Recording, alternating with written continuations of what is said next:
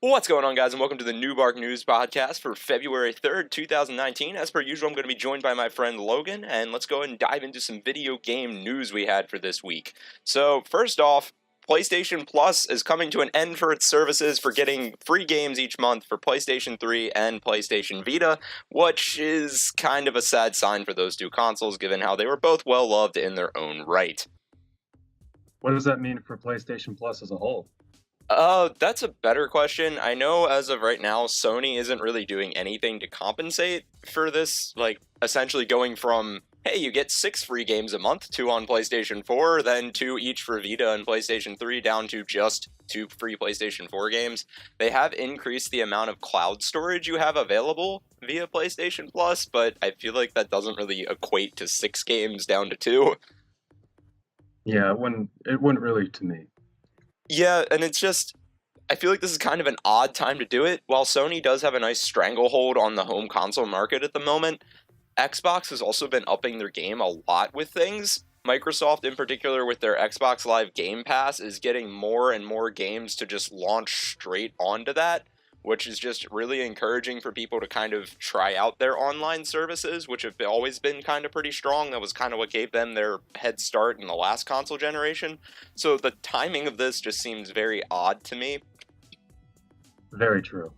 Just because it seems to be, hey, your competitor's getting better, so you're going to get worse knowingly to let them catch up a little bit. Now, I don't think this is going to be suddenly a deciding factor in what consoles people play on, because I mean, those who already have a PlayStation 4 likely aren't going to just go out and buy an Xbox One in order to get the easier access to free games and everything else.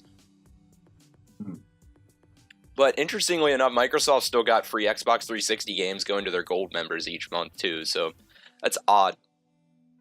I think this has just been like the continuation of a similar trend that Sony's been showing for a while now, where they don't seem to show a whole lot of care for backwards thinking in their games. And I use the word backwards kind of loosely, but looking at like the PlayStation 4 compared to the Xbox One, if you're looking at the PlayStation 4, it has no backwards compatibility whatsoever.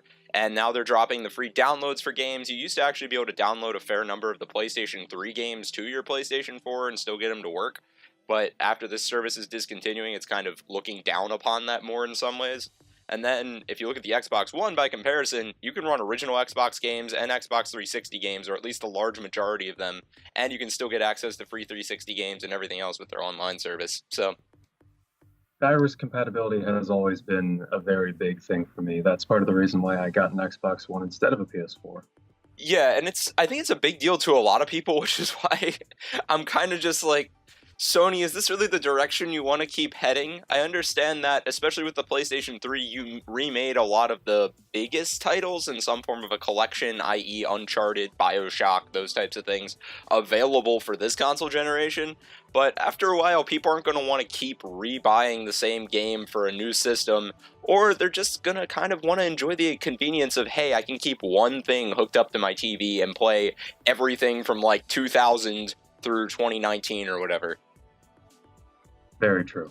So, I don't know. That just seemed like an odd move on my part, and as somebody who adores the PlayStation Vita, one of the 10 people that owns one, that just sucks. But on the news of things also kind of falling apart in terms of like older console availability and accessibility and encouragement by companies, this week saw the official death of the Wii Shop channel, which is kind of depressing, man. It's sort of been dead for a while, as you couldn't get Wii points for the longest time. But That's yeah, true. at this point, you can't re-download any of the software now either.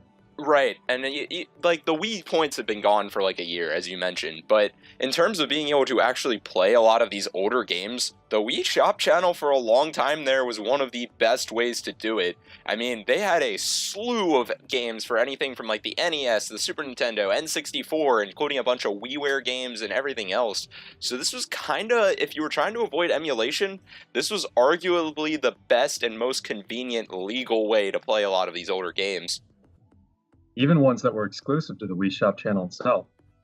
Exactly, and the sad part is, and this is one move I've never really understood on Nintendo's part, most of those Wii Shop games haven't really been transferred over to the eShop, when I feel like that would be a relatively easy transition.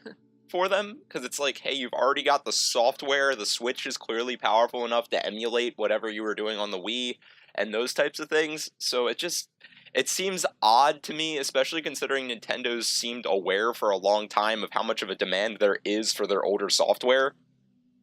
We've also seen fragmentation even in just the Wii U to the Switch, as Nintendo seems adamant on discontinuing the Virtual Console altogether.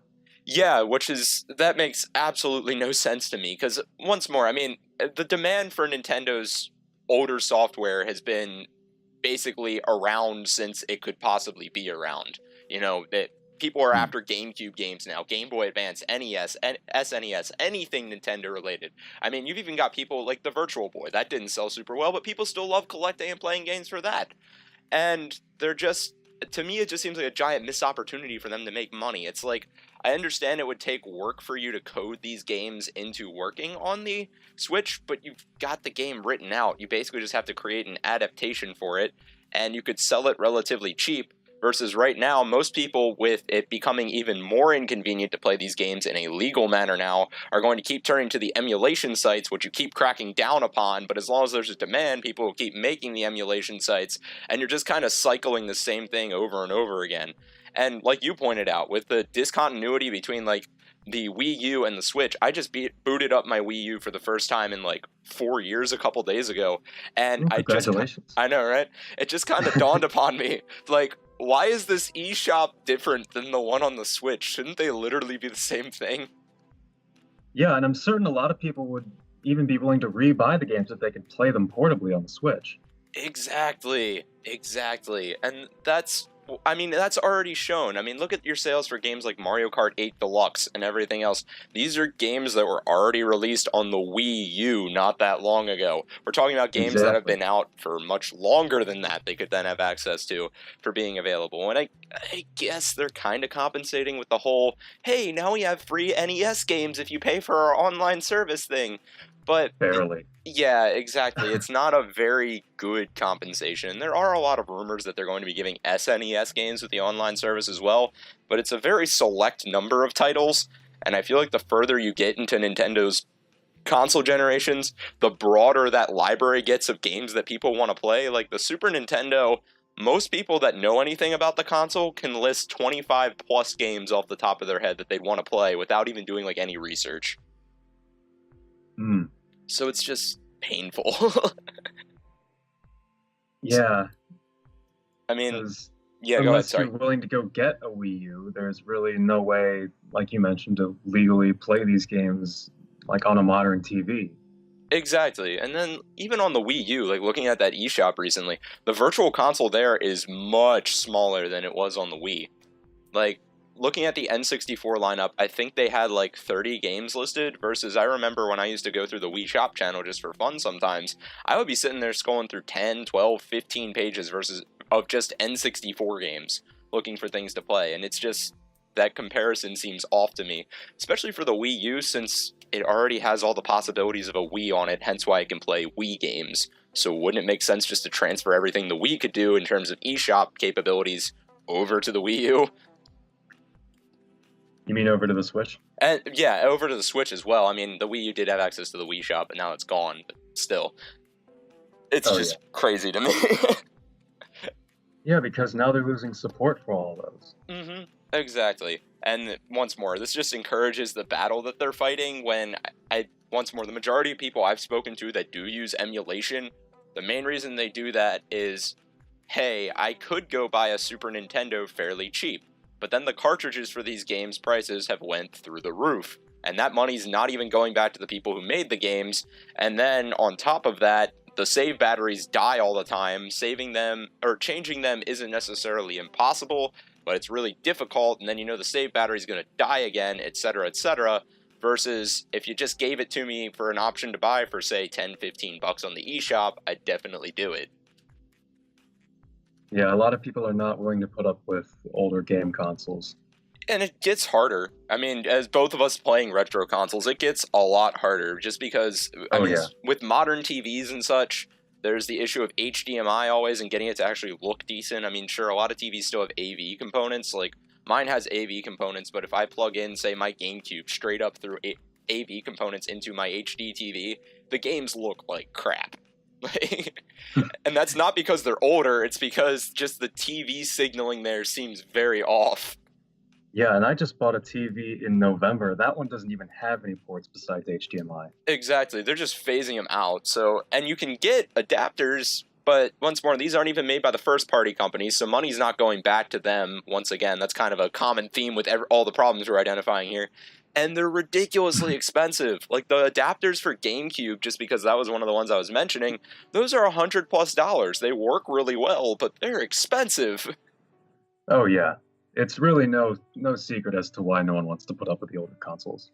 Yeah, and then just, I mean, there's hardware issues, there's software issues, everything on top of that. I'm normally a pro physical copies guy, so if you give me the chance to buy a physical copy at just a little bit more of a price than the digital, I'll usually do it. But just generally speaking, I can see where that convenience issue just becomes a big issue for people. So with the whole PlayStation direction and the Wii direction and all of that, it gets frustrating being somebody who likes older games.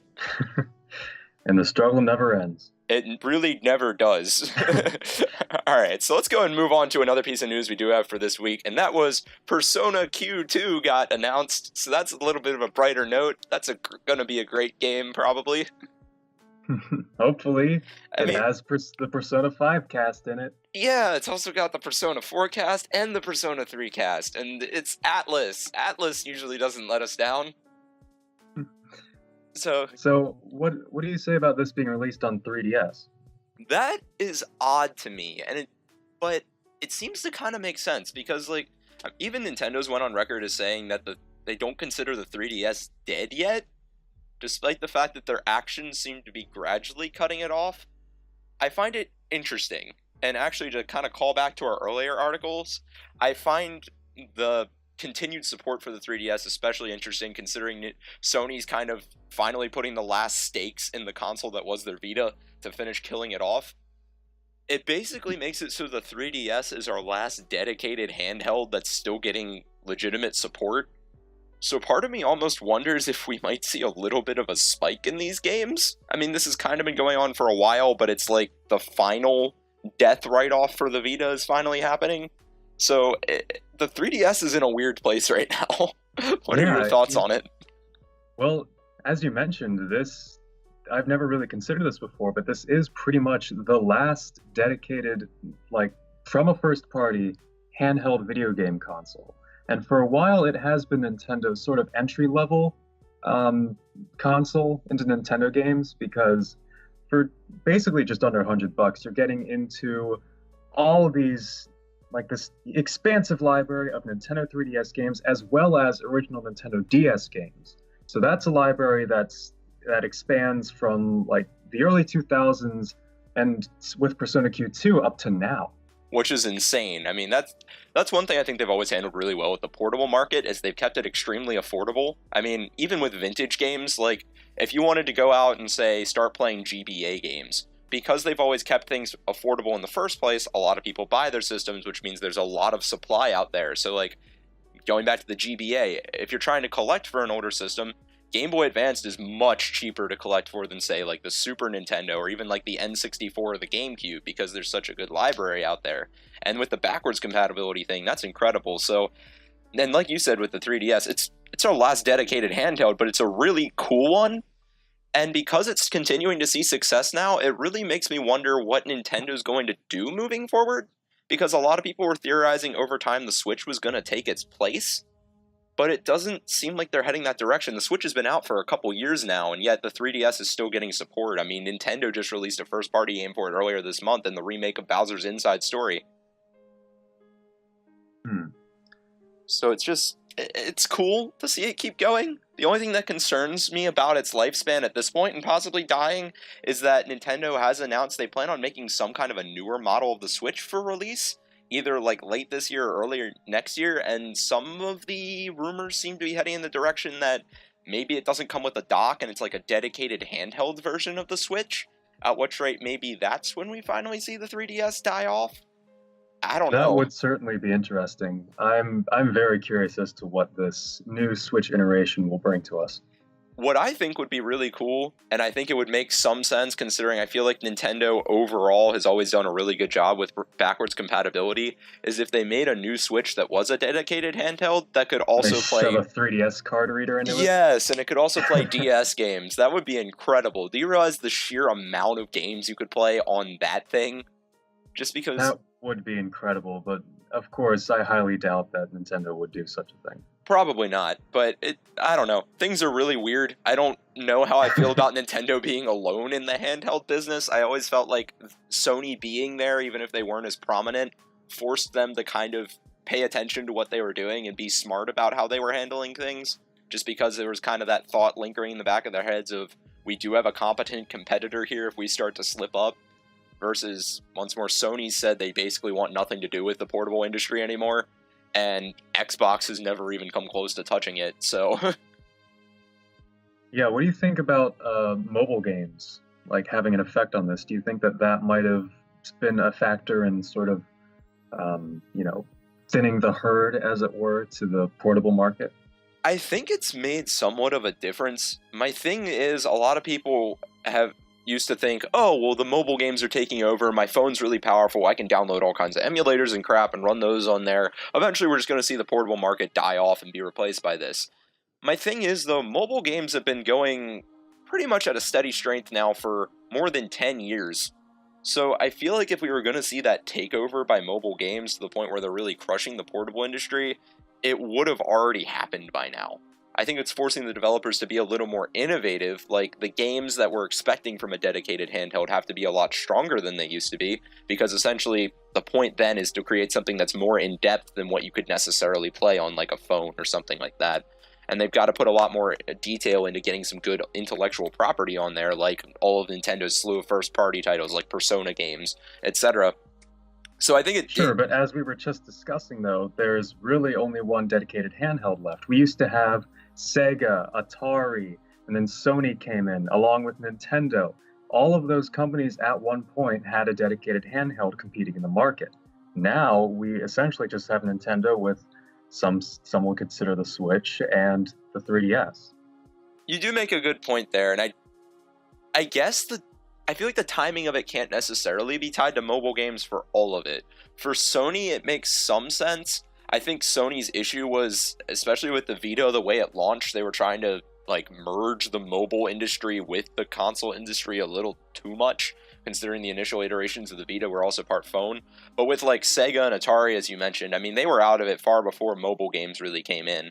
So, but that's the point. True. I don't know. The whole thing's weird. I don't want to see dedicated handhelds die. So maybe I just veer away from thinking about the mobile games taking over too much, just because I feel like handhelds have always had a very special place to me. I've always felt very comfortable with a good handheld in my hands. And there were a lot of times growing up where if I had access to a console game or I had access to a handheld game, even if I didn't like the handheld game quite as much, I would often find myself playing that instead, just because there's something about the form factor I really like. Well, of course, for me personally, I hate mobile games. Like, whenever there's like a game that's an app that I have to download, it's immediately like a turnoff for me. Yeah, I'm right there with you. I mean, and on top of that, most of them are filled with microtransactions, and it's just like, I bought the game once, let me play it. Like, I'm not gonna keep investing like $10 every couple months just to keep playing a single game. That's just frustrating to me. That's the whole reason I could never get into MOBAs, was because it was like, I'm paying a subscription fee to play this game. Can't I just buy it and then have it? Type of a thing. But yeah. I've never been one for subscriptions. But as you were saying. No, you're good. I think that about wraps it up for the portable console thing. I think we're in a weird spot with that. It's going to be interesting to see how it unfolds. I honestly, over the past couple of years, have grown to be a big fan of Sony's handhelds, so just watching that disappear kind of sucks. I thought Sega used to do a lot of really interesting things with it, like the Nomad. That was the original Switch, man. So just, while as much as I love Nintendo for what they do, it kind of sucks watching things narrow down to them, and it seems like with the Switch being out, there's a big question of if they'll even continue to have a dedicated handheld themselves. So for the last couple bits of our news segment here, we did have some pretty major game releases this week. We had Kingdom Hearts 3, We had a title called Ace Combat 7 Skies Unknown. It's something for PC I've never heard of before. And then we also had the game called Wargroove, which is a big throwback to the Advance Wars series without necessarily being directly tied to it, which came out for Switch, Xbox, and PC, and is getting a PS4 release later on. Any of these titles that really appealed to you? No. Hey, it's all good, man. The only one I got was Kingdom Hearts 3, and I haven't even played it yet. The Advance Wars one does sound interesting, just because I did kind of grow up with that a little bit. So that will be interesting to look into for me. As for the other ones, never heard of them. Exactly. I mean, one of the really neat things about the Advance Wars game, too, is it's showing a continuing trend in that it has cross-play support. So if you have it on PC or Xbox, you can play right along online with people who have it for, say, Switch.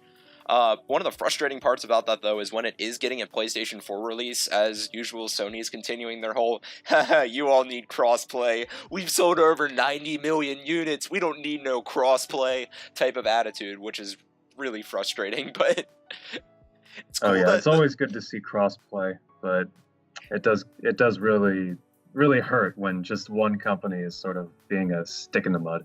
And especially when it's the dominating company, because it makes things in a weird spot. Like, I kind of get it from a purely business standpoint, I kind of get it, because it's kind of the thought process of, all right, already so many people have a PlayStation 4 and are using that as their primary console. So if people want to play this game with their friends on PlayStation 4, or play some long list of games that are multiplayer focused with their friends on PlayStation 4, if we don't enable crossplay, we're going to encourage people to get a PlayStation 4 to play with the already existing fan base.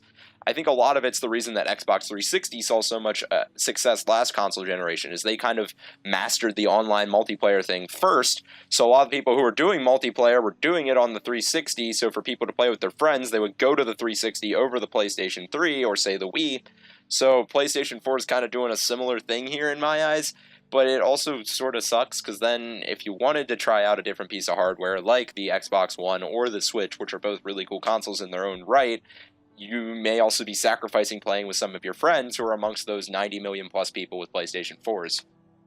That's very true. I do remember way back in, like middle school, things like that. Essentially, you would decide what console you were going to get based on which consoles your friends already had. Exactly. It was like, and that's why I really like the crossplay thing, because it makes things a lot more open.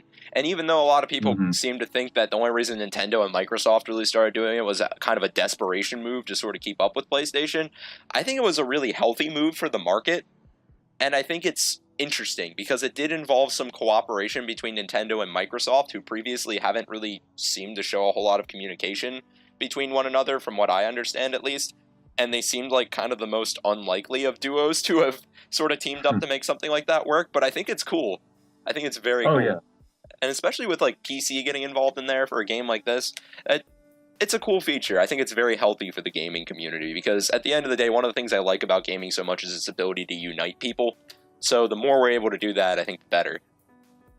And of course, there's the whole factor of variety. You don't want everyone having the same console, because then you wouldn't get any of the exclusives of the others. Exactly, and it almost, I feel like in some ways the strategy Nintendo and Microsoft went for encourages people to get more consoles in some ways, because it's like, hey, I'm not really losing anything if I say start off with the Switch and then go on to something else later, because some of these games I can already play with my friends, and then I can go and get an Xbox later on for the exclusives for that console and everything else, versus like, oh, if I want to play with my friends, I need the PlayStation 4, and I have to get that and stick with that for buying things, because otherwise I can't do online multiplayer the way I want to, at least. So it's a cool direction. I hope we continue to see that move forward. I've heard a lot of good things about Wargroove too. From what I've seen online, a lot of people really like it. They think it plays nice and everything else. I like a lot of that like tile-based combat strategy thing, essentially just chess on steroids, but still. I mean, that's what it whittles down to. So for our last little piece on this news section here, Gamestop is no longer for sale.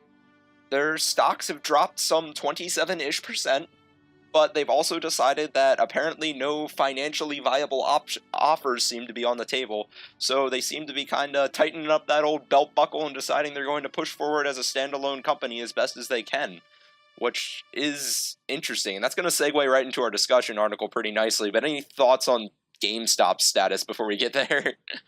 Well, what's interesting to me is that GameStop itself is a much bigger beast than we've previously thought. In It's the very article that true. we've read, at least, they mentioned that they were selling AT&T stores as well as ramping up support for Think Geek, that Yeah. huge like site where you get all that weird stuff. Hmm. And previously, I had no idea that they were even connected to either of those things. Right. GameStop actually expands a lot further than what people initially think, as you said. I mean, they're selling all their Sprint mobile stores, which were essentially tied to AT&T. AT&T, Yep. yeah. Then they've got the Think Geek brand, which is great for just essentially any geek memorabilia you can think of. They own the GameStop brand. They own some, I can't remember, it's a game company based out of France, which is essentially their equivalent of a GameStop. And then they've got shares in a series of other things as well. So in addition to sort of dominating the console industry for a while, when they were in that period of rapid expansion, they managed to acquire a lot of assets, which, at least in my eyes, I kind of like realizing that they have that. Just to add a couple to the list here, they also own Zing Pop Culture, Micromania, that was the name of the game company, or I'm sorry, game store company that's based out of France. They also own the Game Informer magazine, most people know that. Simply Mac, which is a dedicated Apple store, those types of things. So that to me makes things a little bit more optimistic for them, because usually if you have a company that's that large with that many tie-ins everywhere, unless they're making their business decisions really poorly, it takes a while for them to really collapse. So I It don't is know. still shocking to me because GameStop has always been that little corner store in the mall that you'd stop by sometimes, but it turns out it's this It's a almost behemoth. monopoly at this point Yeah, because it they're one is. of the last places or vendors that solely sells video game stuff. Yeah, and I think this is a good place to kind of touch upon our feelings towards GameStop. And I do like 3 times a week, I do like New Bark news segments, which is just kind of touching on video game news real quick outside of the podcast I do with you. And I've been Uh-huh. intentionally avoiding this topic because I think it's a really good one to discuss with somebody else. So I don't know about Gotcha. you, but like growing up as a kid, GameStop was a magical place to me because if I would be out running Oh errands yeah. with my parents or whatever, usually there was somewhere that had a GameStop around. And so if I begged and pleaded to my mom hard enough, I could go in there for like 10 to 20 minutes and just like get this big smile across my face, finding all these great used games, seeing other people talking video games, everything else. It was a magical place. Then sometime in like my teen years, I started to get really frustrated with them because I noticed a lot of their trade-in values didn't seem super fair and everything else, and I didn't really quite understand a lot of the business aspects of it. So I sort of hopped away from them for a while, and I've got a story about an Xbox purchase I made from there that was really frustrating I can share in a little bit. But getting a lot more back into gaming again here recently, now that I found the time to do so, I've really kind of done a 180 back to liking GameStop.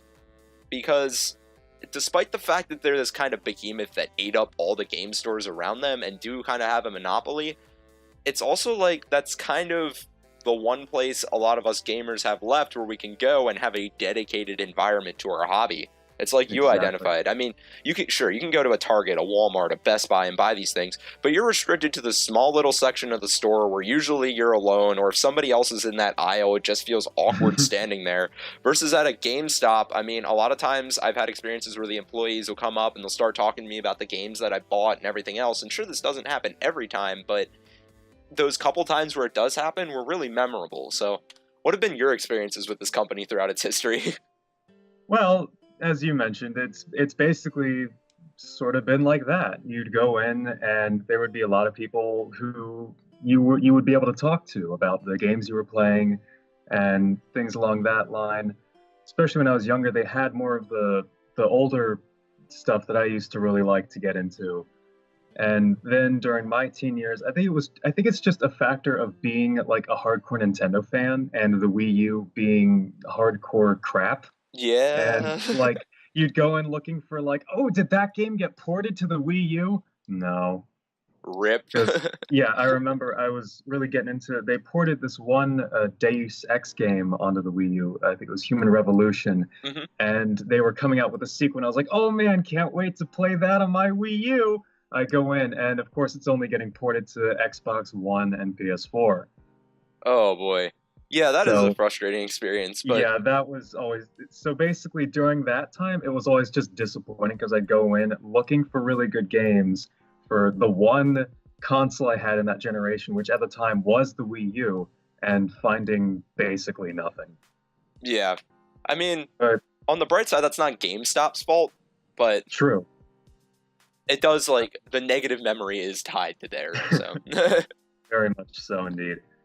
I do remember one time I brought in a bunch of N64 games because I wanted to trade them in, and now this was like almost 10 years ago. Right. But still, even at that point, they were like, "Yeah, we can't give you anything for them." Yeah. Because we're like at that time they were trying to phase out all that retro stuff, which was very disappointing. Just imagine if they embraced that, then you can go to a GameStop and actually buy like Super Nintendo games and 64 games.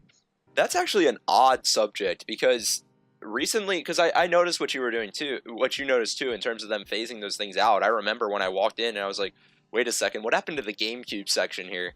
Because like the GameCube is kind of my nostalgic older console from growing up. And I was like, where did all these things go? And for years, you couldn't find the games listed online or anything else anymore. Or like you could, but it was really slimmed down and everything else. But now if you go on their site, it was in that weird time where the GameCube wasn't invoking a lot of nostalgia, but at the same time, it wasn't new enough to be relevant, like shown anywhere, or relevant. Yeah. So it just to like find support for it in that time was just like very difficult. Very awkward, yeah. But what's weird is now if you go on a GameStop site, you can find games as old as like NES, PlayStation 1. All those systems are still listed on their site, like the games, the systems, etc. Because I think they are trying to embrace it. But if you ask me, it's too little too late. I agree. But what's even odder is like the story you said about trying to trade in the N64 games. I don't know of any GameStops that still take in these older games, but yet they have stock for them on their websites, which is really confusing to me because it's like saying, okay, we sell these, we obviously get them from somewhere, but we don't take them from you. And they don't strike me as the type of company that just like goes eBay hunting for these things. That's usually like a ma and pa store type of thing. So like it all just seems very odd to me with their move there. But I think you make a couple of good points with that in terms of if they were to embrace that older retro console thing, it does open their expanse to a much wider audience. I think it is a big gamble, especially at this point in their business career, but they are making some odd gambles at this point, which we'll get into in a couple minutes. And in addition to that, I know you described them as sort of feeling like this corner store and not necessarily the behemoth they are, but I've always thought of that as a good thing. When I walk into a GameStop, it does a lot of times still feel like the corner store, and the fact that they've managed to maintain that atmosphere versus this overall corporate feeling like walking into a Walmart is kind of awesome and something that not many places pull off very well. Yeah, it's just such a welcoming place. Like I notice a lot of times when I'm at the mall, there are a lot of stores I won't go into just because I'm like, oh, I'll be the only person there, or like it just gives off this vibe that I guess you could describe as corporate, but GameStop has always been very open. You can walk around the store and look at anything and not feel like you're the odd one out. Exactly. And like even when if I walk in there, a lot of times I'm intending just to like see if they have one thing real quick, check on the price or whatever. I'll find myself spending like 40 minutes just looking at games, just seeing if there's anything I want to add to my like stuff I'm looking for, doing some price checks against things on eBay. Maybe I'll end up talking with one of the clerks about like what their pre-sales are available. They have a lot of nice pre-order bonuses that are still exclusive to them. I don't know, man. Like the fact that this company's going downhill, the more I think about it, the more upset I am. I know a lot of people are kind of rooting for them to lose because there's always the memes of, I bought this game yesterday for $60 and you're going to give me $10 for it. But at the end of the day, they are a business and they do need to make a profit. So yeah, while I don't think $10 is fair, I do kind of understand what they're coming from a little bit more the older I've gotten. Exactly. And just, it goes back to the old, yeah, they killed a lot of the stores that we probably would have liked a little bit more in terms of like the local game store atmosphere. But also now if they die, it really kind of leaves it up into the air as to where the gamer culture is going to go from there, and if we'll even have a store to go to most places. Like, I know around us, we have, like 2 other vintage game stores that aren't GameStop, and even those are 30-plus minutes away. Oh, yeah. So it's kind of gross, just the idea of them dying, just because, once more, there's nowhere left other than them, so... Yeah, because It's true. That's always like a stop for me when I'm like out and about, like in some other town, and like I don't really know what to do there. But then I'm like, hey, there's a GameStop that's like a walk away. I can just go there. Yeah, even if I don't even if I have no intentions of going there, if I see a GameStop and it's there, it's okay. I'll swing in for a couple minutes, see what's going down. I mean, 40 minutes later, I'm actually leaving, but still. And it's just great. So, I mean, and I think Yeah. this hits at a bigger problem, or at least I view it as a problem. I know not everybody does, that we're starting to see in the console industry, especially, and PCs kind of made this switch a while ago. And that's the whole digital versus like physical copies of games thing. Because if you're buying all digital, you don't really need a place like GameStop to still be there. It's kind of, why would I go in and buy the code from a GameStop as opposed to buying it just straight through the PlayStation Store and never needing to leave my house? Yeah, it's definitely very interesting when even GameStop will offer codes and whatnot in place of a physical copy. Right, and I know, like, in terms of personal experience, the thing that's always frustrated me about the digital codes, and the reason I continue to frequent places like GameStop, is because, A, with a digital code, you only have access to that game for as long as your system lasts, and you have access to the site that downloads it. For instance, I don't think will happen, but for those of us that use Steam, if suddenly our hard drive crashes, and then Steam goes out of business, we literally cannot access those games anymore. Like, they're gone. Versus if we're talking 15 years ago on the PC, and I had the disc for installing the game, I could change PCs as many times as I wanted and keep reinstalling it over and over again. And I'd be good to keep playing with that same game. Yeah, that I mean, it's not something that really crosses my mind a whole lot. But I mean, you definitely have a point there. right. I mean, and it's not something that I think any of us need to be imminently worried about, but it is a concern. And then kind of my second point to that matter is I like having physical copies of games. There's something about the experience of holding a game case in my hands, of looking at the instruction manuals, particularly when they used to actually make instruction manuals, of putting the disc inside of my system and seeing it kind of go in and be ejected, of looking at the art that they put on the box, of all of those things. And especially with a lot of physical games here, they've made some really cool collector's editions released for things. And physical editions, especially for some of the smaller releases, are getting harder and harder to find. And that's where somewhere like GameStop can sometimes come into play to bail you out. Because where the prices skyrocketed on eBay, if somebody traded it into GameStop, you may be able to still find it at a relatively reasonable price. And sentiments aside, you do simply get more when you get the physical copy of a game. A lot of times what will happen is on the eShop, for instance, a game will be $60. Yeah. If you buy it from the eShop, you get some files that you can put on your Switch and have take up memory. But if you go out and get the game for $60 physically, you get the case, you get the manual, you get the cartridge, and if you ever get tired of the game for whatever reason, you can go and sell that to someone else. Exactly. Versus the code, you're kind of just stuck with it. And then Yeah, once you buy it, that's it. And then adding like the whole social experience of gaming, one thing that I know was really popular for a long time was, hey, I'm going to buy this game. I'm going to play it for like a month, and then I'm going to go borrow my friend's game and lend them this one. And then we'll switch around and everything like that. And there was nothing Yeah. wrong with that. I mean, it was the same idea of what people used to do with CDs. It was like, I'll lend you, I mean, without the burning and the questioning of legality there. But still, it was the idea of, this is a physical thing I can move around. The other thing's literally locked into your console, and it's always felt very restrictive to me. It just removes part of the experience. And if a store like GameStop is struggling and they're relying on these physical things, it seems like it's almost encouraging these companies to lean more and more into the idea of just doing digital sales. I mean, with the Xbox One, for example, when that was originally being talked about by Microsoft, they were talking about not having a disk drive whatsoever. And I remember I was like, what is this? Like, what on earth is this?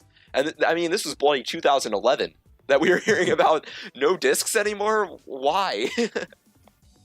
Yeah, even nowadays, it's sort of like almost a turnoff for people when they look at a console or a thing rumored to be developed, and they take away the port on it, so you can only use like Wi-Fi to download games and play them. Exactly. And it's what's scary is, I know you were mentioning about like trying to talk about the next gen consoles. This is probably a good segue for it. There Right. seem to be rumors that some of the companies are considering this move again, of just trying to go all digital, which is scary. Yeah, I had little flashbacks to an article I read earlier when you mentioned the no disk drive thing, because in that article, a lot of companies were considering putting no disk drives on their future consoles, which, of course, to us is very worrying because we do prefer physical games more. And if there's no disk drive, you know what that means. Right. And I guess what is even weirder to me is I feel like if anything, making physical games has gotten easier for companies. I understand the overall file size of games has gotten larger and larger with time, but if we can fit something like freaking Skyrim on something the size of a standard SD card for the Nintendo Switch, I'd imagine something like that isn't too impossible in the near future for games that are even bigger and larger. So, I mean, I understand Skyrim's an older game at this point, but it's still a very large game to begin with. And you're able to fit it on this small little cartridge and it just runs like normal. So the idea of, just making purely digital versions of games, saving the companies a lot of money, I feel like that amount it saves them isn't quite as huge as it sometimes seems, or they like to pass it off as being. I agree. And I really wish that they would change their strategy more when it comes to marketing digital games as a whole. Maybe they should be cheaper than the physical games because you're simply not getting as much. And then of course you're restricted. Right, exactly.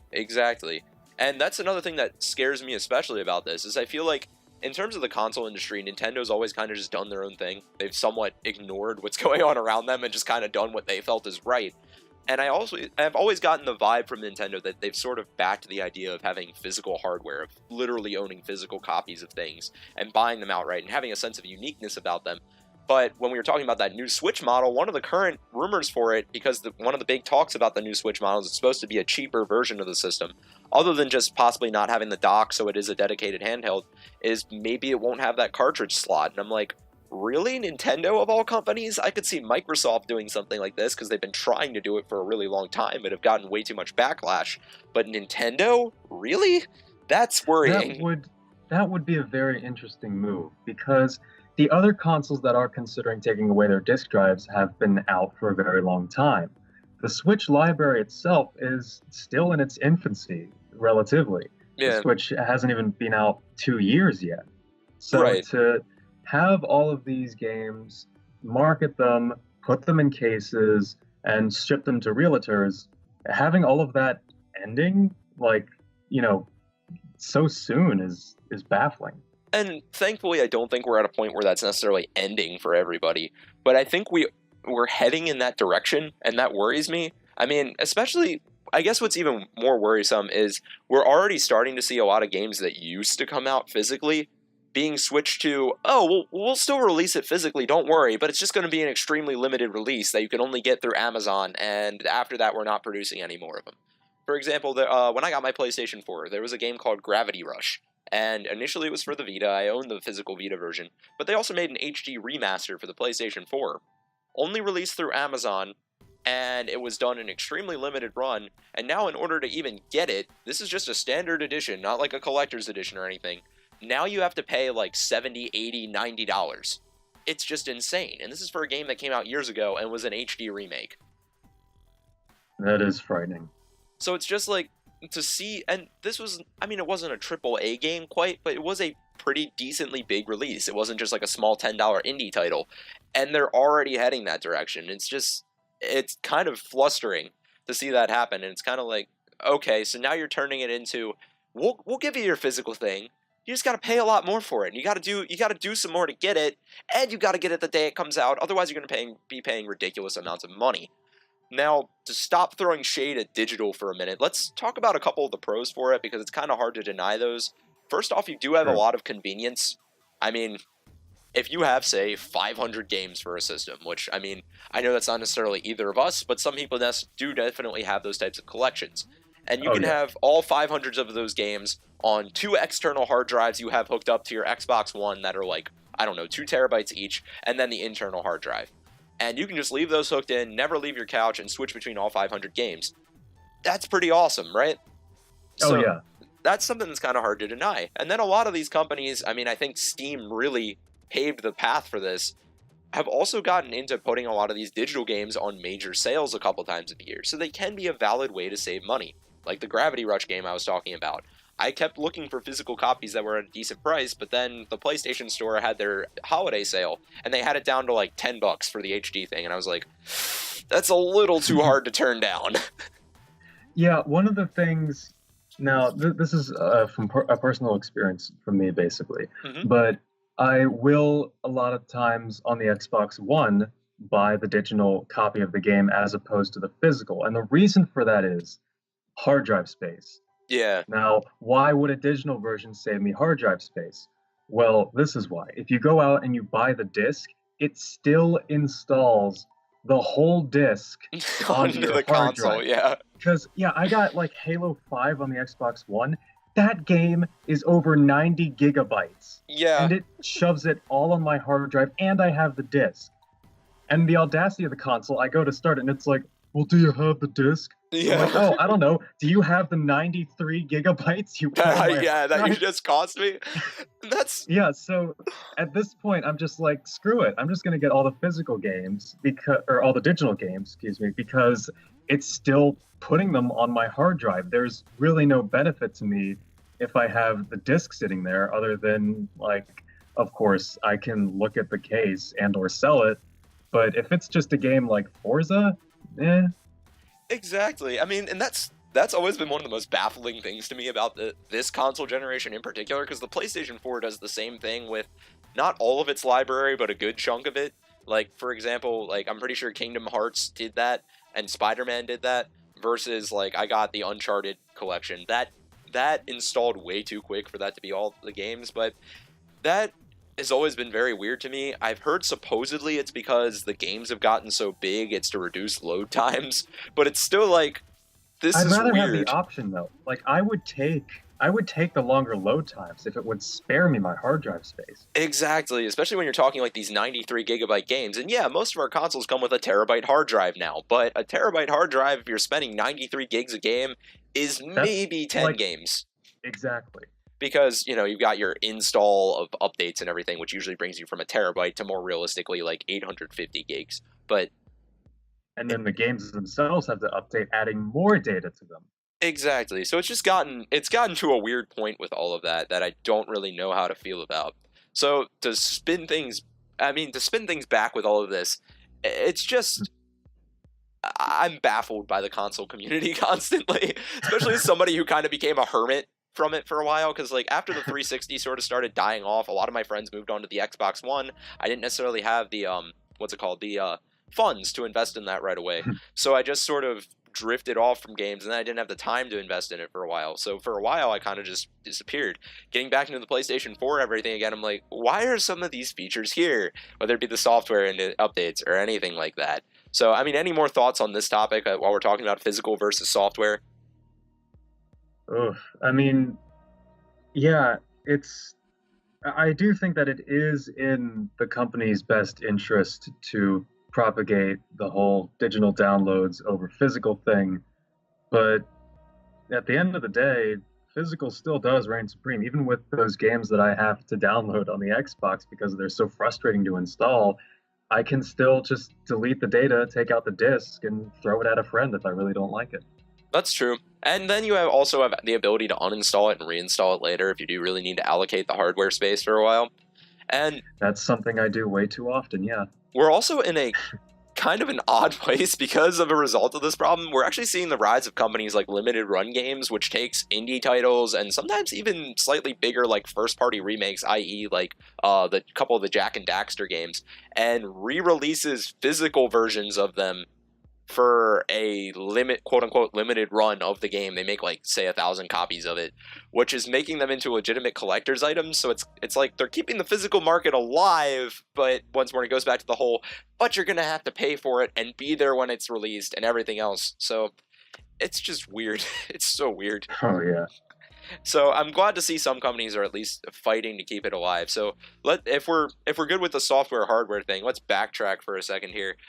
There was one other news thing I forgot we were going to touch on, and that was a company whose name I forget that made Heavy Rain, Detroit, Do you remember the name Oh of the company? yeah, I can't remember. It was the I article don't you sent remember. me. I don't remember the name either. Damn Oh it. man, PlayStation exclusive developer that made Heavy Rain, that made Detroit, Human something or another. Human Revolution. Yeah, there it is. They're apparently working. Oh wait, Quantic Dream. That's what it was. Got it. But they're apparently no longer going to be a PlayStation exclusive company. They made some investment deal with a company in China, and they're going to now be trying to work on other games for other systems, which is really cool in some ways. I'm a big PlayStation fan, so I was cool with them making the PlayStation exclusives or whatever. But at the same time, they were a company that sort of revolutionized the idea of storytelling gameplay. They were kind of the Telltale before there was Telltale, and now the Telltale after there was Telltale. But still, I mean, rip Telltale games. But still, they kind of did a lot of these story-based games where there was some action, there was some movement, and that type of thing. But it was very much, it was like an interactive movie more than a game, from what I understand. I've yet to play any of these games, but I've seen some screen footage of them and those types of things. The only reason I haven't is because they're PlayStation exclusives. Exactly. But yeah, I mean, I've heard some really good things about them, and I always think it's cool, but at the same time, always interesting for what it implies for the market when a game developer goes from being essentially exclusive to one console to expanding their horizons to being for all consoles, i.e. initially Kingdom Hearts was essentially a PlayStation exclusive with a few offshoot DS releases. Now we're seeing it be released on the Xbox, right? So it always shows some weird things. I feel like it shows a general trend in the market of companies trying to branch away from being locked down to a single platform as much as they can, unless they're in some kind of a really special arrangement with the company or the company directly owns the IP, i.e. most of Nintendo's properties. So that's neat to see. Well, yeah, usually it will always benefit the company to have as many ports of a game as possible because then, of course, you will sell more of the game. Precisely. Now, in tandem with this article, there's a lot of rumors that people think the engines they're developing that they're talking about, in terms of these storytelling games and such, are just for mobile games. Which kind of segues right back into where we started with this, because Boy. apparently just there's a huge mobile game market in China, and the company that they're tag teaming with now is based out of China. So I don't know if they're necessarily making console non-exclusive games, but now you can play this discount version of our game on your phone. Woo! Like, so that just shows where mobile games are at, I guess. We got that a lot with Telltale games, since we did bring that up before. I mean, The Walking Dead got remade for the phone. I know they made The Wolf Among Us in some shape or form for the phone. Those types of things. So just It's definitely interesting because now with things like that, we're also seeing a clash of cultures. China right. hasn't really had a games market until very recently. Yeah. And then again, they don't have very many consoles over there. It's mainly PCs and phones. Right, and I think there will be a race as that market continues to open up for companies to try and capture that market, because since games have become a little bit more open there, they've been extremely successful in terms of sales and such. I mean, games seem to be one of those things that can kind of take hold in any market that they're exposed to. And so the idea of these companies sort of influxing and working with companies based out of China in order to bring their games to that market makes a lot of sense. I'm curious to see, because China, with its massive population, has an equally massive market potential for companies, how it may influence the game companies as a whole going forward, to like whether they may try to appeal to some of the cultural sale things that may help sell things in China and those types of things. I mean, prior Oh, to I'm sorry. this, oh no, you're good. Prior to this, a lot of our market was kind of it. I don't want to say it was America focused, but kind of the big two markets that games are sort of developed towards were usually either America or Japan.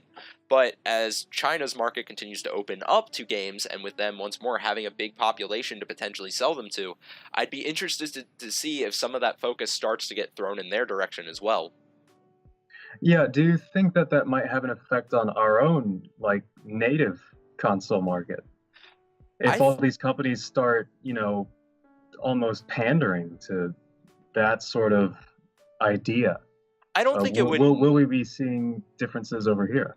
I don't think it would necessarily negatively impact anything, but I think Hmm. what we could notice is in some of the game development, especially if companies that are game developers start to arise out of China a lot more too, is like if you notice a lot of games, you can, once more, I use America and Japan because those are the kind of the two regions that games seem to be centered around for the most part.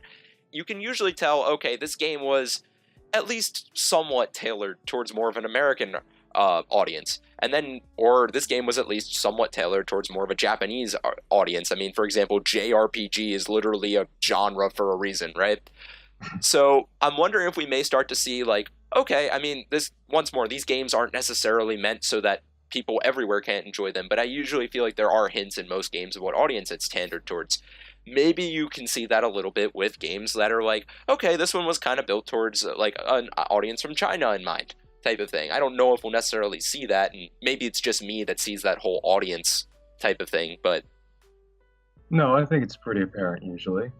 But either way, this will definitely be very opening for the game market as a whole because now, of course, it has a new area to sort of focus on and sink its teeth into. right, and I think that's healthy for the market, and who knows, maybe even with if China becomes more open to gaming, since a lot of times they are able to help bring down production prices for a lot of companies, maybe it'll help benefit the physical game market. I mean, I know a lot of things are, already made in China in terms of the physical games now a lot of times, like if you look at the game discs and such, but perhaps if there's a bigger market that's based out of home for them, that'll raise things even more so that we can keep physical games around longer. Perhaps. We'll have to just wait and see on that one. So I think that about wraps up our news segments, our discussion topic. Ready to get into what we're playing? Oh yeah, because it's very short and simple for me. I was about to say, I don't think it's changed much for me, so why don't you shoot first? Well, remember last week when I was playing Smash Bros. In Skyrim? Oh yeah. I'm playing Smash Bros. In Skyrim. Oh dude, so much variety, so much variety. It's great. Remember last week how I was playing Persona 4 and Spider-Man? I'm still playing. Man, what are you playing this week? Persona 4 and Spider-Man. Whoa! Game breaking, absolutely groundbreaking here, and that's kind of, I guess, just where we're at, because I feel like both of us have chosen games that you can sink hours into really easily. Oh, yeah. So I remember it. The reason why I've been playing Skyrim so much is because, like, I did the Imperial quest line, and then I went back into the Stormcloak quest line, like, because there's just so much to do. Right, and that's one of those games that you can easily sink 100 hours into a file for, like, Oh, yeah. 100 hours plus. And like Persona, that's the same deal.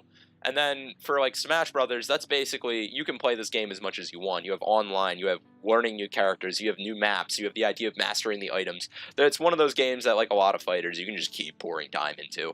So Oh yeah. that's pretty cool. So I'm going to propose that we introduce a new little brief segment here, and that's, are there any games we picked up this week that we're excited about playing? Oh, that's good. So anything from you? No. All right. Well, having gotten my PS4 relatively recently, I've been kind of on the hunt for some things. So while we were on the topic of GameStop earlier, I was in there a couple days ago, and they had a deal of if you bought 2 games for $14.99 or less that were used, you could get them for $20. So save $10, not too bad. I got Uncharted, the Nathan Drake collection, and I got Infamous Second Son, and that was actually a pretty good score because I got to the register with Infamous, and apparently that was supposed to be marked as $19.99, but they had the wrong sticker on there, so they had to give me the right price. I really ended up saving like $20, which is pretty cool. Yeah, that's really neat. Good find. Yeah, thanks, man. And then I picked up the Kingdom Hearts 3 Deluxe Edition, which I pre-ordered a while back, but I've yet to play that because I'm still playing the first game, because I started that on the hardest difficulty. Don't do that, kids. Don't start that game on the hardest difficulty. It's not even, like, hard, but that was made in the area where, like, action RPGs still had a lot of clunkiness to them.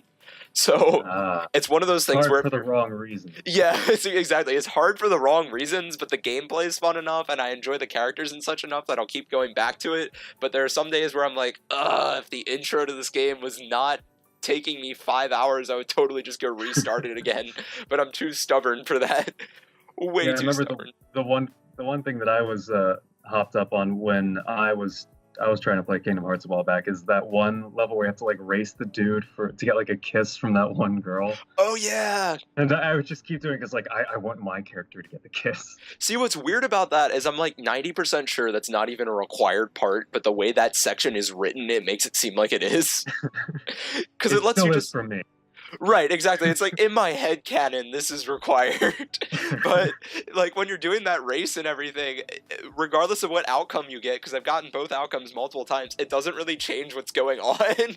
So it's like that was one of my issues with that island thing, is it was so vague what you were supposed to do to get things to actually progress most of the time. And Oh, normally wow. I'm sort of okay with that. I mean, like a lot of the early Legend of Zeldas, for example, they were kind of vague with what you were supposed to do to get things to progress. But with Oh, this, it sort of just felt a little bit frustrating just because, I don't know, I guess when I'm playing a turn-based JRPG, I like to have some idea of what I'm supposed to do since they're already pretty grind heavy to begin with. yeah. Speaking of Zelda, we'll pretend I picked it. We'll pretend I picked this up this week, but I picked it up a while back. I've been playing it for a little bit. I dusted off my Wii U, and I'm playing through the Twilight Princess remaster, Twilight Princess Oh, HD on Wii U, yes, because I've never yes. before played Twilight Princess, and of course I've been hearing some good things about it. And that game is definitely a ride. I was about to say, is it holding up okay? I think I played through I have a bad habit of starting Zelda games and not finishing them. Like, I think the farthest I ever got was Skyward Sword. I got like 4 or 5 dungeons into that, and I really enjoyed it. But then Zelda games, for whatever reason, I usually find myself, if I don't complete them within like whatever, like X amount of time, and then I have to take a break for a little bit because I get really busy or whatever, I don't get back to them. But And then you anyway, forget what was happening in them. yeah, exactly. And then because the puzzles a lot of times are somewhat vague, you get back to it and you're like, what was going on again? And then Yeah, exactly. it I just got stuck on Ocarina of Time a while ago, and like the problem is that I don't even know where I'm stuck on because I'm not even sure what I'm supposed to be doing. right, and then So you I'm don't just know like, who you were supposed to talk to anymore to like and remind I you. don't have Epona yet, the horse, so I'm just like walking around Hyrule Field going, who what do I do? I got to the same point in Ocarina of Time. I was playing as adult Link, and I think I got to where you're supposed to go to the water temple, but I feel like part of the experience with Zelda is sort of feeling your way around to figure things out, so I don't want to Google it, but at the same time, I Yeah, haven't progressed since then, so it's this awkward toss-up with those games always for me, between, do I want to lose the experience of the idea of exploration and puzzle solving and keep going, or do I want to stumble around and then probably not come back to the game again because I forget what's going on? or restart the save, my favorite. Exactly. Restart the save and Because play like, through the same 4 dungeons every time you restart it. So you're never actually progressing. yeah, because now technically I'm playing through 3 different Zeldas. There's Twilight Princess, I was trying Skyward Sword, and of course, I don't know where I am in Ocarina of Time. Yeah. But I'm focusing on Twilight Princess now. I'm trying to be good about just, trying to complete that one at a Right. certain amount of time. Yeah. As for how it's holding up, you can definitely see some spots where it's like they just took this from the GameCube and put into HDMI. But for the Yeah. most part, I still think it looks fairly impressive.